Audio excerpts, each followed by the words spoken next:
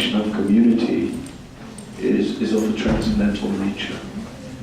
Sri Chaitanya Mahaprabhu mentioned to Srila Jagadananda Pandit and Sanatana Goswami that whenever the Vaishnava etiquette is not being followed, that will never please him.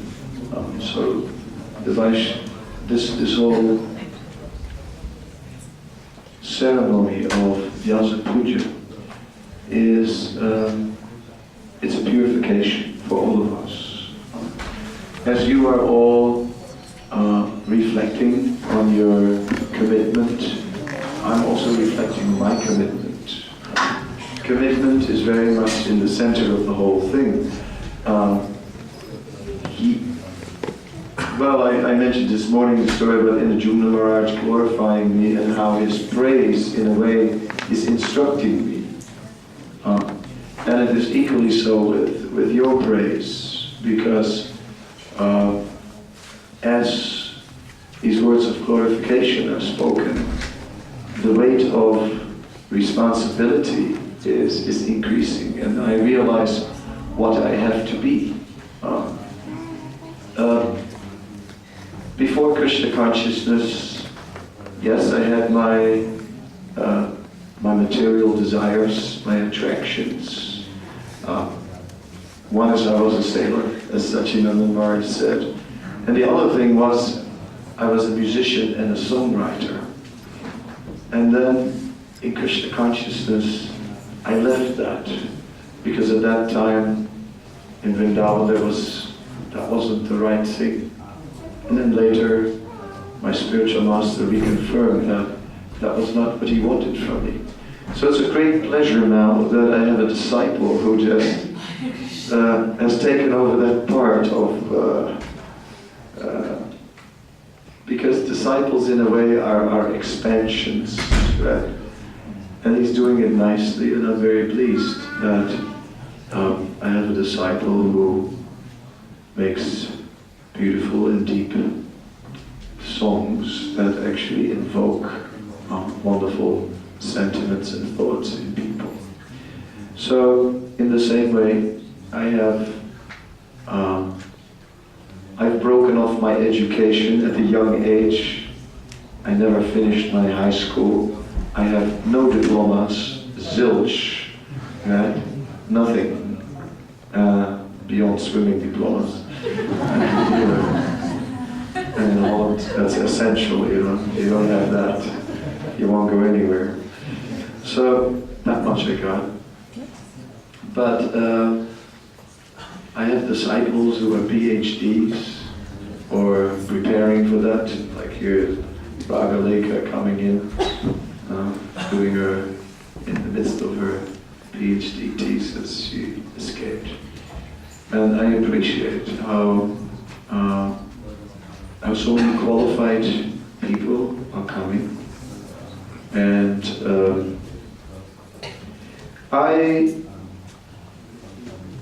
I want you to be Krishna conscious. I want all of you to be committed to this Krishna consciousness. I want you all to make this life a success. So I have your personal interest in mind, but it really doesn't stop there. It really doesn't stop there. I want to do many things through you, just as Sri Chaitanya Mahaprabhu said to Sanatana Goswami, I want to do many things through you. I have. And somehow or other, we are not, I'm not Chaitanya Mahaprabhu, you are not Sanatana Goswami, that's for sure. We are just playing a small part, a small role in this whole Sankirtan movement of Sri Chaitanya Mahaprabhu. But together we can make a difference. We're looking between your commitment to purity purity on the one hand, to be a pure follower. And that requires that absorption, like Sutapa begins to understand the need for absorption, for spiritual nourishment.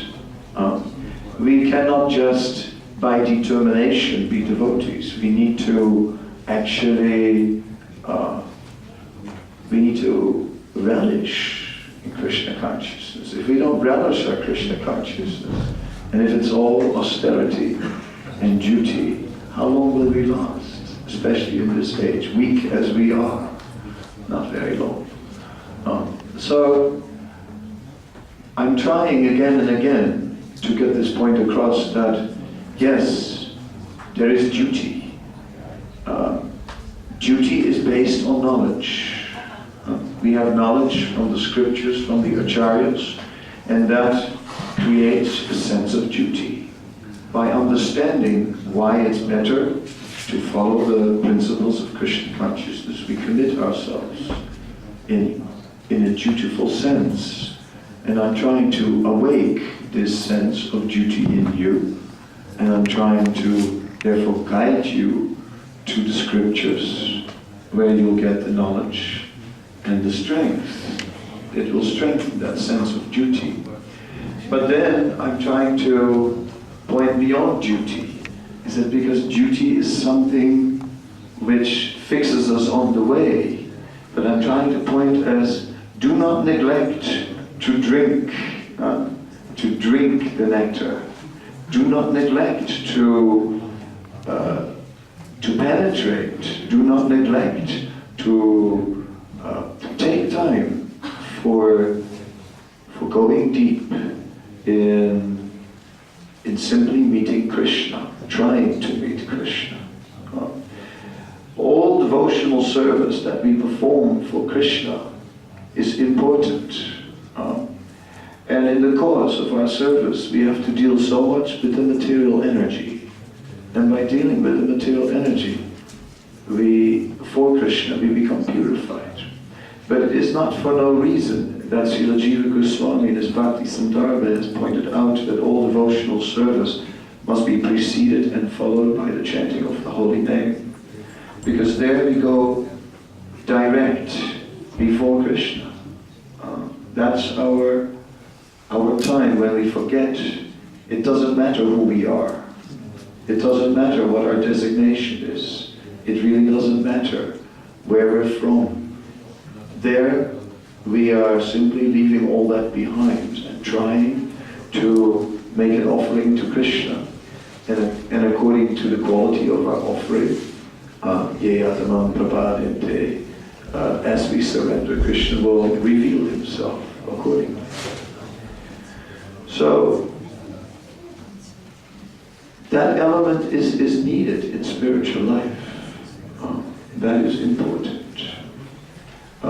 Therefore, I am glad if you all are making time for that, time for quality chanting, time for reading. And the secret is in rising early. And the secret in rising early is in going to bed early. Okay? Someone who has a problem in rising early has a problem in going to bed early. He doesn't have a problem in rising early. The problem is in going to bed early. Because if you go to bed early enough, you just can't sleep anymore. As simple as that. So, it's a simple secret.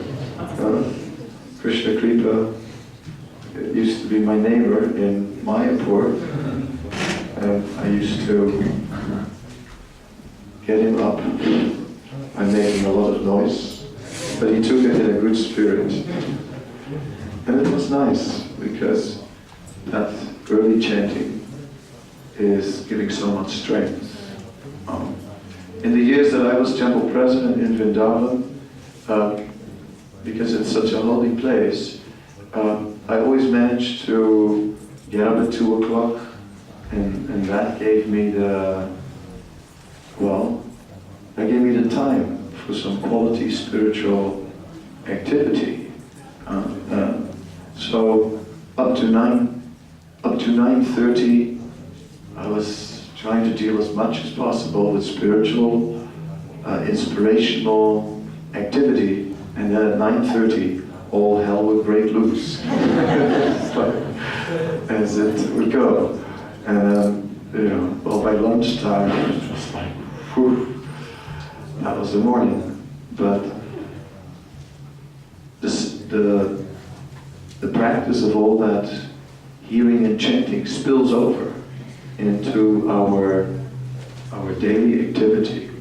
So it's not a luxury.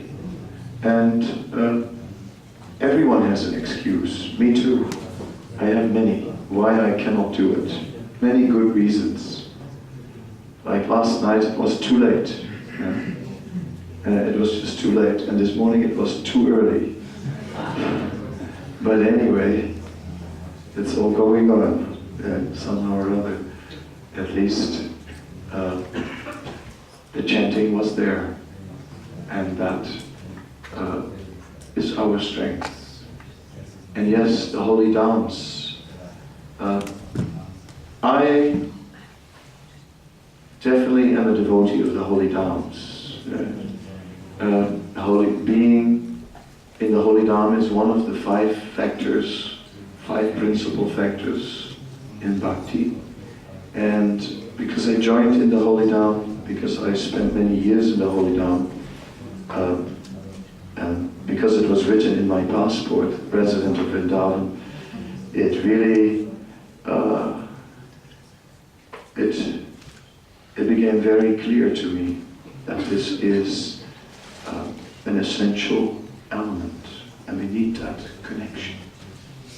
And all of you also need that connection.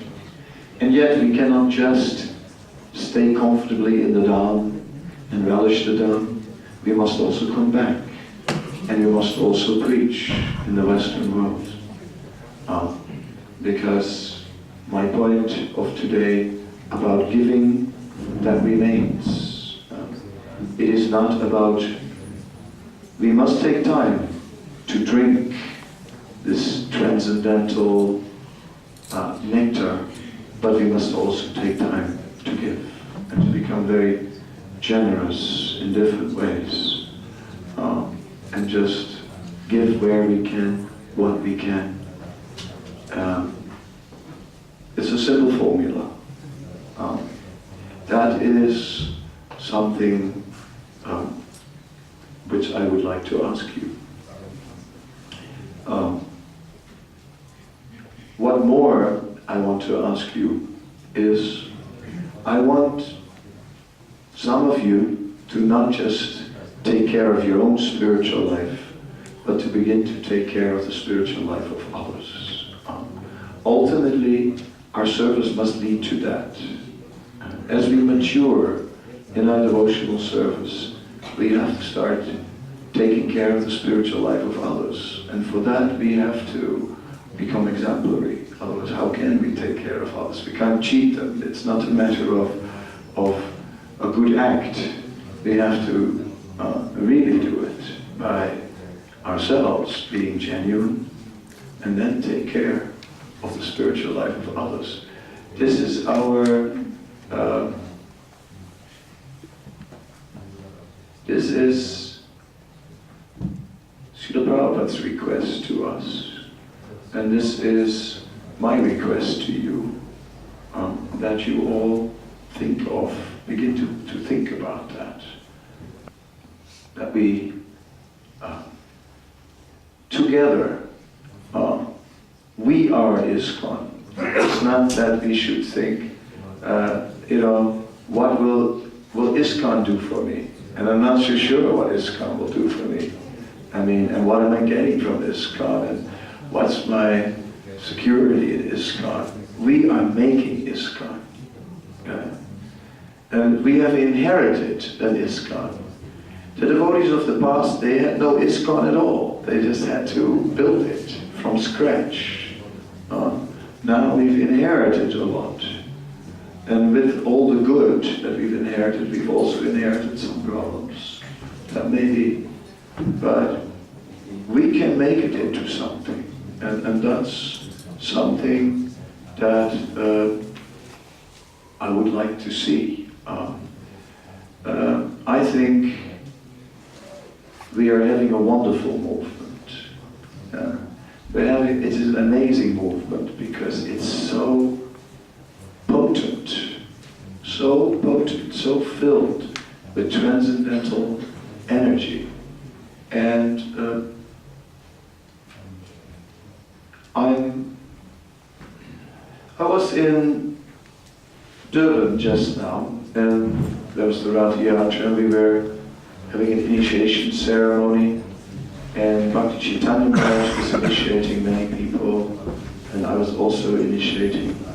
And I looked at the candidates that Maharaj was initiating and the ones that I was initiating, and I looked at all the people I was initiating, and when I saw them, I saw, God, the people that I'm initiating, they are really rugged individuals. None of them was like sort of your average person. Everyone was like a serious individual there. I was thinking, well, birds of a feather flock together, what can you say?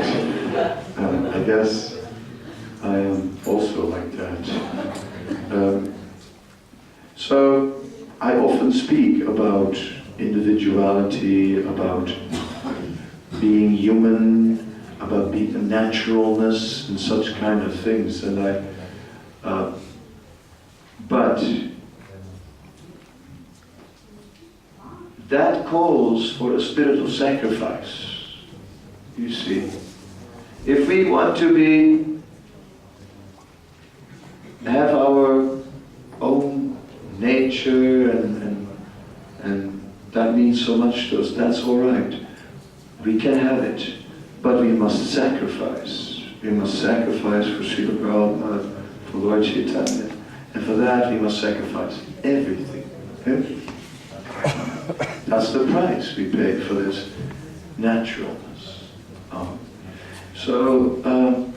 Yeah, I am indeed highly demanding and at the same time very liberal. Yeah? And therefore people say you're not chastising. Or they say you're very tolerant and so on. Yes, I am very tolerant. You know, even if you commit the biggest nonsense, I will not reject you. But understand that the absolute truth is the absolute truth. And that Krishna, he doesn't make it just so cheap.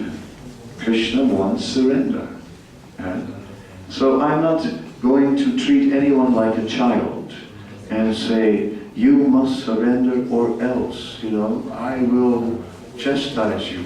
No, I'm not going to chastise you. I'm just going to remind you, all right, have your problems and stay in the material world. Yeah? That's what it is. I mean, it's not like, you know, that we're having a role of school teacher and students and, you know, I have to force students to study, right? And, you know, otherwise, so that they can pass their exam. No, I'm trying to give divya jnana, I'm to transcendental knowledge. I'm trying to make it apparent what the reality is. And the reality, well, there is an opportunity, it's a rare opportunity. At the same time, there's a raging age of Kali around us, and we are affected by it, we are weak, and we have an opportunity. So, if you have a need to express yourself in an individual way, okay, but do not risk with all your individuality your progress back to Godhead. That's the point. And realize that if you go too individual, that you're at risk of removing yourself too much from the association of the devotees. And then everything becomes very difficult, because we need these devotees. Therefore, you see here in front of you, you see a rugged individual who in many ways has conformed quite a bit. I have conformed in my dress, conformed in my vows, conformed in my lifestyle. I mostly live in temples. I don't have my places outside. A few where I just take a little rest, a little break, or a little other atmosphere. But mostly, I'm just live like a temple devotee, simple, because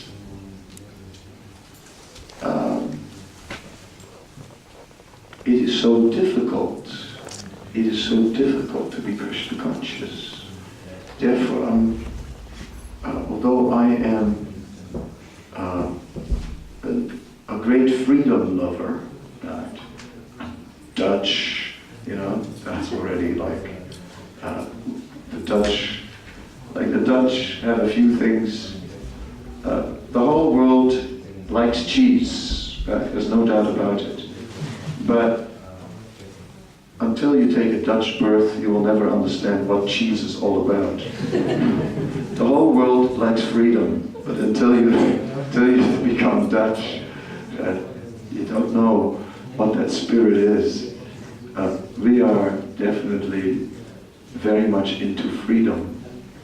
And amongst the Dutch, I'm even more into freedom than my countrymen.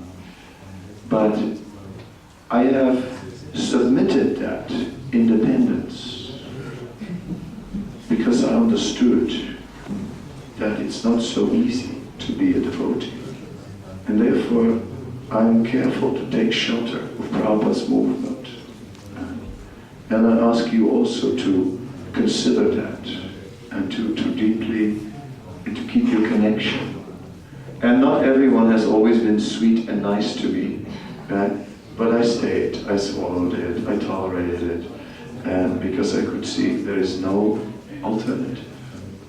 So I'm asking you all to stay close to Srila Prabhupada's movement. I'm asking you all to, as I said just a little while ago, understand that we cannot sit here and point at ISKCON. We are ISKCON, or at least a part of it. So let's make our part something wonderful. Let's do something wonderful. Let's make it something really nice. Whatever we contribute. So let us all contribute something really nice to this movement. That is my humble request. One thing about taking disciples is, as I said, I want to achieve things to you, and well, in a way, by having so many disciples, I want to multiply my desires. Right? I want to multiply my objectives. I have goals, but I want to multiply them through you. I want you to kind of figure out what is important to me. I'm trying to be very loyal to Srila Prabhupada and the Parampara, and in this way establish what is important, and I try to establish according to time, place, and circumstance. And see, it's not that everyone has to now become a book distributor. No, I just simply want everyone to get into this mood of giving, in this mood of reaching out to others, not just think of themselves. I want to try that we are having positive relationships. Rida Chaitanya has now come, and well, I was saying it to him yesterday, I have a kind of brotherly relationship with him because I came here back from India for a while. My former wife was very ill, and we came here. She came for medical treatment, and we stayed in Radhadesh when it was in completely the early days. And that time, Hridaya Chaitanya, we were all new. He was also here at that time, also new, and he took that. He took up the service here in Radhadesh, and this temple was started, especially very much from the Dutch Yatra. A lot came out of Holland at the time, and so in a way, it's my home yatra, and one of my home yatras after Vrindavan.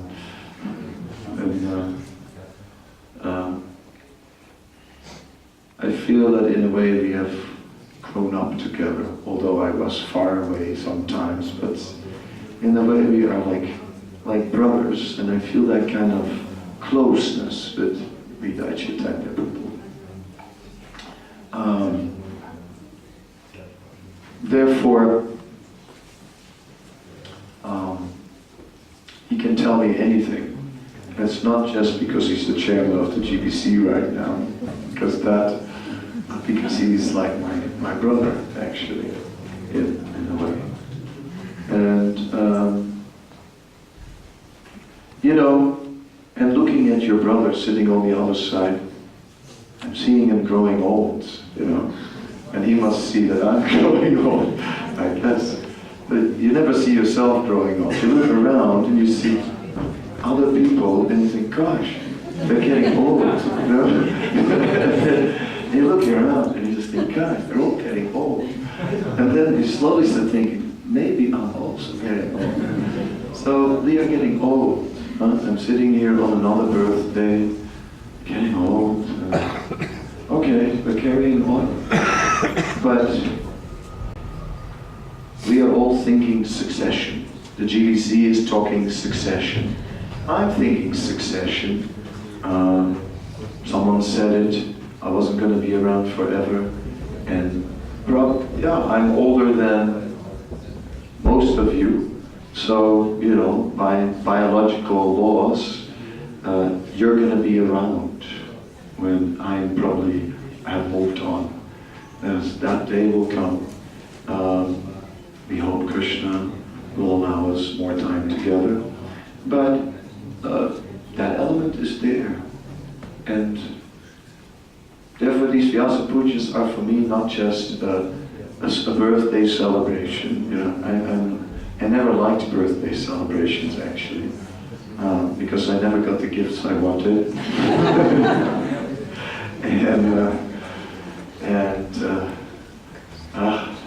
So many things we had to do that I didn't like. They used to hang cake on the washing line on a string. I hated that. You had to eat it with our hands. Even when I was 4, I think, what are we doing this for? Why can't I just have my cake on a plate? I think they tried to entertain me, but never did. So birthdays and parties and social events, I used to disappear. So in a way it's an austerity for me. But the reason why I think I'm very glad that you all came, and I hope you will keep on coming, is because I think that these gatherings create a sanskar, a deep impression. The fact that we're here, I'm forcing some people to come here, because I think, how many times will we come together and we'll remember something from this? Something that was said, something that was expressed. And therefore, this day, yes, on a day like this, I want to say some things that are important to me. And I want you to be happy in your life, as happy as you can be. I want you to all be devotees. I'll tell you, it's a fashion that you have to find a life outside the temple and then relate to the temple. It's just a fashion. It's not that that's the way it is. Understand that that's just a fashion in this time. It hasn't always been like that, and it will not always be like that. Do not stay away too much from the temples.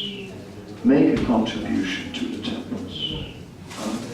I remember a little devotee, or a devotee with a little beard, who told me with a light in his eyes, and who said, you know, Kadamba, you don't have to be part of ISKCON to be a devotee. And I said, yeah, it's not that. It's like, I want to be part of ISKCON. I want to do something. I want to do some service. And I humbly ask you to also think of what you can contribute.